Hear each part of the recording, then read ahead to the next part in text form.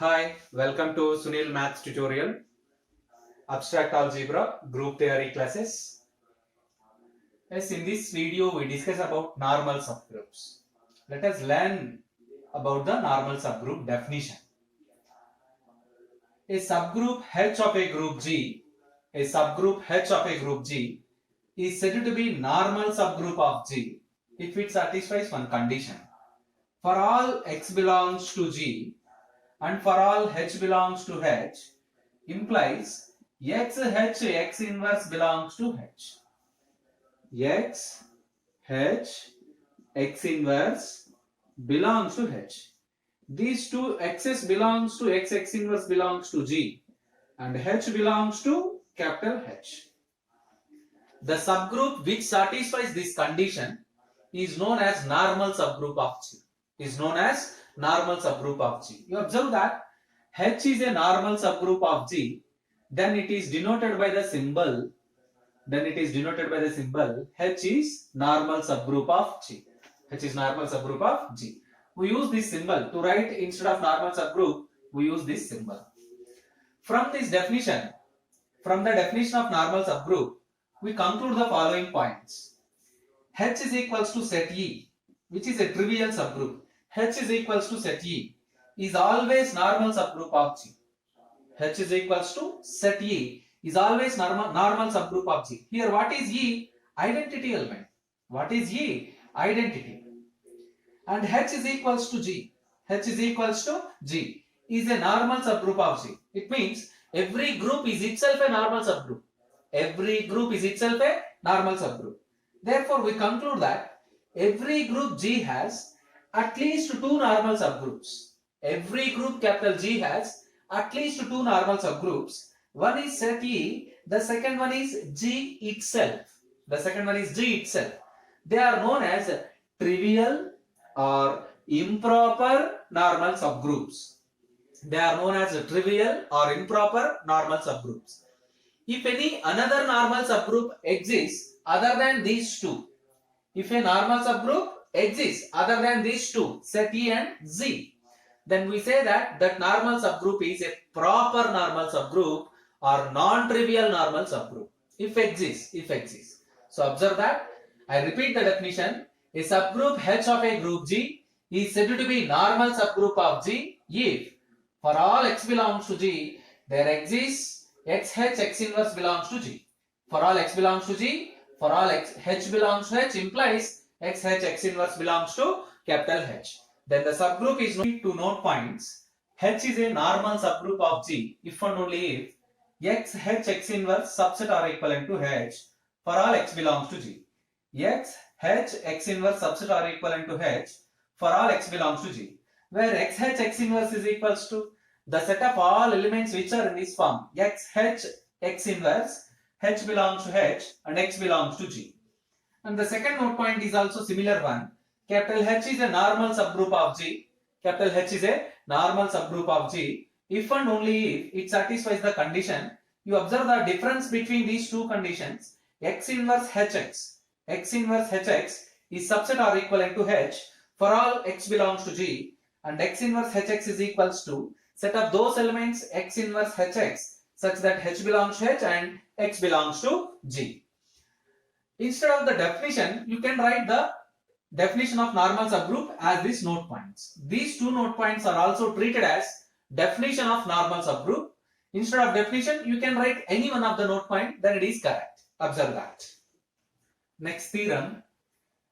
A subgroup capital H of a group G is a normal subgroup if and only if X inverse is equals to H for all X belongs to G. I repeat the statement. A subgroup capital H of a group G is a normal subgroup if and only if X inverse is equals to H for all X belongs to G. Let us prove this statement. Capital G be a group, H be a subgroup of G. We have to prove that H is normal subgroup of G implies and implied by X inverse is equals to H for all X belongs to G. So we have to show that we have to show that H is a normal subgroup of G, implies and implied by XH X inverse is equals to H for all X belongs to G. Suppose first we assume this condition because it is the simple part. Suppose XH X inverse is equals to H for all X belongs to G. It is very trivial because they are equivalent to one another. XH X inverse is subset or equivalent to H. By using previous note points, H is a normal subgroup of G. H is a normal subgroup of G. XH X inverse is equals to H means it is trivially subset to H. Therefore, H is a normal subgroup of G by using previous note point.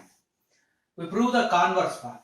In the converse part, we assume that H is a normal subgroup of G. Converse. Suppose H is a normal subgroup of G. H is a normal subgroup of G.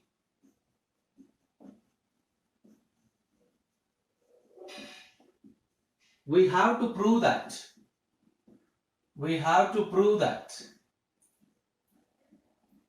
XH X inverse is equals to H for all X belongs to G. For all X belongs to G. This is the converse part. Since H is a normal subgroup of G, since capital H is a normal subgroup of G, since capital H is a normal subgroup of capital G, by using previous note point, we have XH X inverse is subset or equivalent to H for all X belongs to G. For all X belongs to G. XH X inverse is subset or equivalent to H for all X belongs to G. Now it is remaining to prove that H is subset or equivalent to XH X inverse. So yes, since X belongs to G and G is a group, implies as X inverse also belongs to G.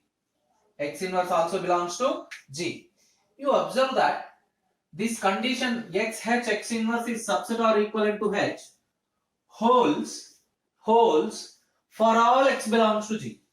Now X inverse also an element of G. Next, X inverse is also an element of G. So the same condition holds for X inverse also. Then that condition implies as X inverse H X inverse whole inverse is subset or equivalent to H. Is subset or equivalent to H. Which implies as X inverse Hx is subset or equivalent to H. Now pre and post multiply with X and X inverse.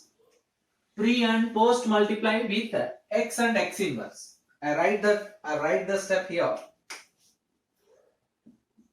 Pre and post multiply. Pre and post multiply with X and X inverse. Pre and post multiply with X and X inverse for this step. You observe that. Pre multiply with X. X inverse H. X post multiply with X inverse is subset or equivalent to excuse me. Pre and post multiply with X and X inverse. X H X inverse. X H X inverse. I repeat the same step. Pre and post multiply. We multiply this term with X and X inverse on both sides. X inverse Hx into X inverse is subset or equivalent to X H X inverse. Open the brackets. X inverse H X inverse is subset or equivalent to XH X inverse.